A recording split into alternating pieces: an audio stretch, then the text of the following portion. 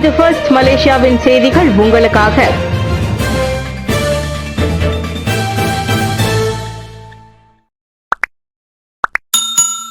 Putin மற்றும் Zelensky இடையே சந்திப்புக்கு ஏற்பாடு செய்வதில் ட்ரம்ப் தீவிரம். அலாஸ்காவில் ரஷ்ய அதிபர் விளாடிமிர் புதினை சந்தித்த சில நாட்களுக்கு பிறகு அமெரிக்க அதிபர் டொனால்டு ட்ரம்ப் யுக்ரைன் அதிபர் விளாடிமிர் செலன்ஸ்கியை வெள்ளை மாளிகைக்கு வரவேற்றார். இரு நாடுகளுக்கும் இடையிலான மோதலை தீர்ப்பதற்கான வழிவகைகள் குறித்து விவாதிக்க அச்சந்திப்பு நடைபெற்றது. பிப்ரவரியில் அதே இடத்தில் ட்ரம்புக்கும் ஜெலன்ஸ்கிக்கும் இடையிலான கடைசி சந்திப்பு பெரும் சர்ச்சையில் முடிந்தது. ட்ரம்புடன் நேருக்கு நேர் விவாதத்தில் வாக்குவாதத்தில் ஈடுபட்டதால் ஒரு கட்டத்தில் ஜெலன்ஸ்கி வெள்ளை மாளிகையை விட்டு வெளியேற்றப்பட்டார். 5 மாதங்களுக்கு பிறகு அதே இடத்தில் இரு தலைவர்களும் சந்திப்பதால் எப்படி எதிர்வினை ஆற்றுவார்கள் என்ற ஐயம் நிலவியில் ஒரு வழியாக அது சுமூகமாக நடந்து முடிந்துள்ளது. இவ்வேளையில் அச்சந்திப்புக்கு பிறகு பேசிய ட்ரம்ப், ஜெலன்ஸ்கி புதின் இருவருக்கும் இடையில் நேரடி சந்திப்புக்கு தாம் ஏற்பாடு செய்வதாக கூறினார். அது குறித்து புதினுடன் தொலைபேசியில் பேசியிருப்பதாகவும் அவர் சொன்னார். புதினை சந்திப்பதில் தமக்கு பிரச்சனை இல்லை என கூறிய ஜெலன்ஸ்கி, அது நிபந்தனையற்ற பேச்சுவார்த்தையாக இருக்க வேண்டும் என்றார். 6000 மாணவர்களின் விசாவை அமெரிக்கா ரத்து செய்தது. 7 மாதங்களுக்கு முன் அமெரிக்க வெளியுறவு அமைச்சர் மார்க்கோ ரூபியோ பதவியேற்றது முதல் 6000 மாணவர்களின் விசாக்களை அமெரிக்க வெளியுறவு அமைச்சு ரத்து செய்துள்ளது. நாட்டிற்குள் சட்டவிரோதமாக நுழையும் தனிப்பட்ட நபர்களை ட்ரம்ப் நிர்வாகம் பெரிய அளவில் வெளியேற்றி வருகிறது. அதிகப்படியான தங்குதல் மற்றும் விதி மீறல்களுக்காக வெளியுறவுத்துறை 6000க்கும் மேற்பட்ட மாணவர் விசாக்களை ரத்து செய்துள்ளது.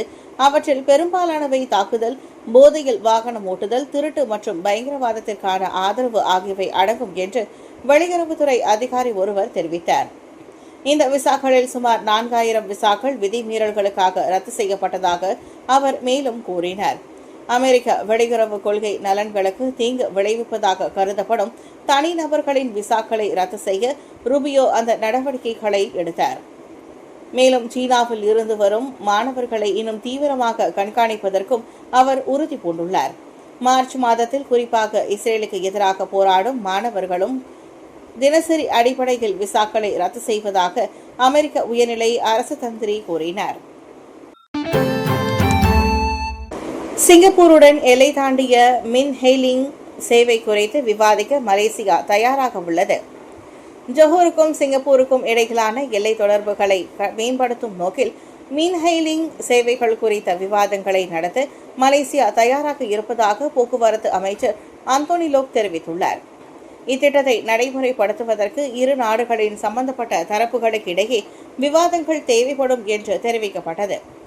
இதற்கிடையே ஆகஸ்ட் 13ஆம் தேதி அன்று வெளிநாட்டு வாகனங்கள் தொடர்புடைய சிறப்பு சோதனையில் சிங்கப்பூரை சார்ந்தவர்களால் இயக்கப்பட்ட 4 தனியார் வாகனங்களை சாலை போக்குவரத்து துறை JPJ பறிமுதல் செய்தது குறிப்பிடத்தக்கது.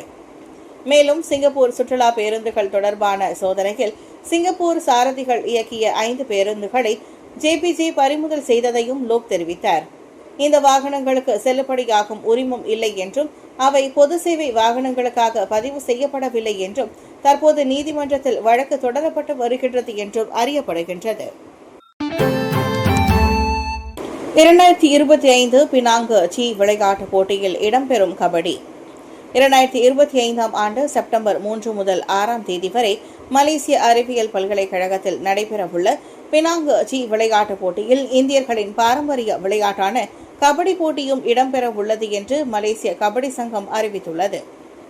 இந்த அனைத்துலக போட்டியில் மலேசியா, தாய்லாந்து, சிங்கப்பூர், இந்தோனேஷியா மற்றும் திமோர் லெஸ்தே ஆகிய 5 தென்கிழக்கு ஆசிய நாடுகள் பங்கேற்க உள்ளன. நிலையான கபடி பாணி, சூப்பர் 5 கபடி மற்றும் 3 ஸ்டார் கபடி போன்ற வகைப்படுத்தப்பட்ட இப்போட்டியில் மொத்தம் 6 தங்கப் பதக்கங்கள் வழங்கப்படும். தாய்லாந்தில் 2025இல் நடைபெறவுள்ள சி விளையாட்டுப் போட்டிக்கு முன் அணிகள் தங்கள் தயாரிப்புகளை வலுப்படுத்தவும் ஒத்துழைப்பு மற்றும் போட்டி மனப்பான்மையை மேம்படுத்தவும் இப்போட்டி ஒரு முக்கிய தளமாக இருக்கும். இந்த போட்டி தென்கிழக்கு ஆசிய கபடி கூட்டமைப்பு, ஆசிய கபடி கூட்டமைப்பு மற்றும் சர்வதேச கபடி கூட்டமைப்பு ஆகியவற்றின் அதிகாரப்பூர்வ அங்கீகாரத்தை பெற்றுள்ளது. இந்த நிகழ்வை சாத்தியமாக்கிய அனைத்து நாடுகள், அதிகாரிகள் மற்றும் ஆதரவாளர்களுக்கு தமது உளமார்ந்த நன்றியை தெரிவித்துக் கொள்கிறார் மலேசிய கபடி சங்க தலைவர் பத்மநாபன். பகடிவதை கலாச்சாரத்தை முறியடிக்க மாமன்னர் வலியுறுத்து அமைச்சர் ஃபாமி ஆதரவு. ஆரம்ப பள்ளிகளிலிருந்தே பகடிவதை கலாச்சாரத்தை வேறறுக்க மாமன்னர் சுல்தான் இப்ராஹிம் விடுத்துள்ள அறைகூவலை தொடர்புத்துறை அமைச்சர் டாக்டர் ஃபாமி ஃபாட்சில் ஆதரித்துள்ளார். பகடிவதை என்பது பாதிக்கப்பட்டவர்களின் மனநிலையை மட்டும் பாதிக்கவில்லை, மாறாக ஒருவரை ஒருவர் மதிக்கும் மற்றும் அன்போடு அரவணைக்கும் பண்புகளை இழந்த ஒரு தலைமுறையையே உருவாக்கிவிடும் என்பதை மாமன்னரின் நினைவூட்டல் உணர்த்துகிறது என்றார் அவர். இந்நிலையில் தமது அமைச்சு வானொலி, தொலைக்காட்சி, சமூக ஊடகங்கள், டிஜிட்டல் தளங்கள் ஆகியவற்றில் தேசிய அளவில் பகடிவதை தடுப்பு பிரச்சாரங்களை மேற்கொண்டு வருவதாக ஃபாமி சொன்னார். பகடிவதை எதிர்ப்பு பிரச்சாரங்கள் மாணவர்கள், பெற்றோர்கள், ஆசிரியர்கள் மற்றும் சமூகத்தை சென்றடைவதை உறுதி செய்ய அமைச்சுகளுக்கு இடையிலும் ஒத்துழைப்பும் மேற்கொள்ளப்பட்டு வருகிறது. பகடிவதை தடுப்பு பிரச்சாரத்தோடு ஒருவரை ஒருவர் மதித்தல், கட்டொழுங்கின் அவசியம், அன்பு பாராட்டுதல் போன்ற நற்பண்புகளும் விதைக்கப்படுகின்றன என்றார் அவர். 12 வயது சிறுமி தலைமையிலான குழந்தைகளை பாலியல் ரீதியாக துன்புறுத்தும் வலை அமைப்பை காவல்துறையினர் கண்டுபிடித்தனர். 12 வயது சிறுமி தலைமையிலான குழந்தை பாலியல் துன்புறுத்தும் கும்பல் பற்றிய அதிர்ச்சியூட்டும் காவல்துறை கண்டுபிடிப்பை உள்துறை அமைச்சர் சைஃபுதீன் நஸ்ருதீன் இஸ்மாயில் இன்று வெளியிட்டார். இந்த ஆண்டு நடத்தப்பட்ட ஒரு நடவடிக்கையில் காவல்துறையினர் இந்த நடவடிக்கைகளை கண்டுபிடித்ததாக சைஃபுதீன் கூறினார். 12 வயது சிறுமி ஒரு வலைதளத்தை உருவாக்கி பின்னர் தனது நண்பர்களுடன் சதி செய்து பார்வையாளர்கள் மற்றும் வருவாய்க்காக சமூக ஊடகங்களில் ஒரு வலையமைப்பை உருவாக்கினார். குழந்தைகள் தங்கள் குழந்தைகள் ஆபாச வலையமைப்பில் 762 உறுப்பினர்களை குவித்துள்ளதாக சைஃபுதீன் வெளியிடுத்ததுதான் மிகவும் ஆபத்தானது. இந்த வருடம் 2025ஆம் ஆண்டு சம்பந்தப்பட்ட அமைச்சகங்களின் ஒத்துழைப்புடன் ஒரு பள்ளி குழந்தைகள் கும்பலை நாங்கள் கண்டுபிடித்து அகற்றினோம். அவளுக்கு 12 வயது தான். வலைதளத்தை உருவாக்கிய பெண்ணுக்கு 12 வயது. அவள் தனது 4 நண்பர்களுடன் சதி செய்தாள். நாட்டில் உள்ள விபச்சார பிரச்சினைகள் மற்றும் அந்த பிரச்சினையை தீர்க்க அதிகாரிகள் எடுத்த நடவடிக்கைகள் குறித்து ஜஃப்ரி சைஃபுதீனிடம் கேள்வி எழுப்பியிருந்தனர். மேலும் விரிவாக கூறிய சைஃபுதீன் 12 வயது மாணவர்கள் சம்பந்தப்பட்ட இதுபோன்ற பிரச்சினைகளை மற்ற நிறுவனங்களுடன் இணைந்து கையாள வேண்டும் என்றார். பசுமை தேடும் திக்கற்ற மாய்கா. மாய்கா பசுமையை தேடுவது முற்றிலும் புரிந்து கொள்ளக்கூடியதாகும் என்று ராமசாமி கூறியுள்ளார். பாரிசான் கூட்டணியின் விசுவாசமான கூட்டணி கட்சியாக இருந்த மாய்காவுக்கு அம்னோ தர வேண்டிய மரியாதையும் கண்ணியமும் வழங்கப்படவில்லை. அம்னோ அரசியல் சிக்கல்களை சந்தித்த போது மாய்கா ஒருபோதும் அதனை விட்டு விலகவில்லை. அதே ஒற்றுமை உணர்வு அம்னோவிலும் இருக்க வேண்டும். மாய்கா மற்றும் மாசிசா அரசியல் சிக்கல்களை சந்தித்த போது அவற்றை விட்டுவிடாமல் இருக்க வேண்டும். அதனால் மாய்கா பெரிகத்தான் தலைமையுடன் பேச்சுவார்த்தை நடத்துவதை அம்னோ குறை கூற முடியுமா? சில மாய்கா மாநில பிரிவுகள் ஏற்கனவே கட்சியை பாரிசான் கூட்டணியில் இருந்து விலக வேண்டும் என்று வலியுறுத்தியுள்ளன. ஆனால் இதற்கான இறுதி முடிவு தலைமைத்துவம் எடுக்க வேண்டும்.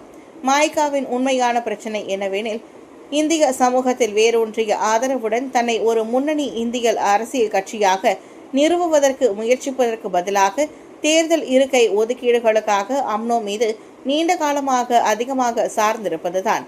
பல வருடங்களாக மாய்கா தனது பாரிசான் நிலை மற்றதாக இருக்கும் என்று அம்னோ தொடர்ந்து தனது கூட்டணி தொடர்புகளை மதிக்கும் என்றும் தவறாக நம்பிக்கொண்டது.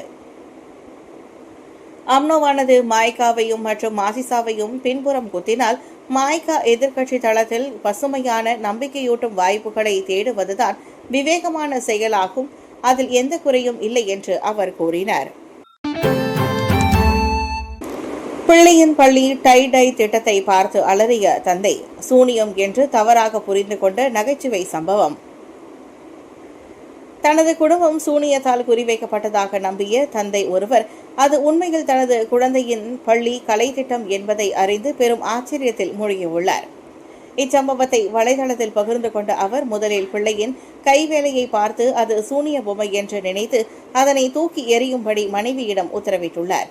பின்பு தன் குழந்தை தன்னிடம் வந்து அது என் கலை திட்டம் என்று கூறிய போது பெரும் அதிர்ச்சி அடைந்துள்ள நிலையில் இது என்ன மாதிரியான கலை திட்டம் என்று கேள்வியும் கேட்டுள்ளார். சந்தேகத்திற்கிடமாக தோன்றிய அந்த பொருள் உண்மையில் சிறிய வெள்ளை துணியை மடித்து 3 கயிறுகளால் கட்டப்பட்டிருந்தது குறிப்பிடத்தக்கது. இந்நிலையில் இந்த சம்பவம் குறித்து பல பயனர்கள் சமூக ஊடகங்களில் நகைச்சுவையுடன் கருத்துக்களை பகிர்ந்துள்ளனர்.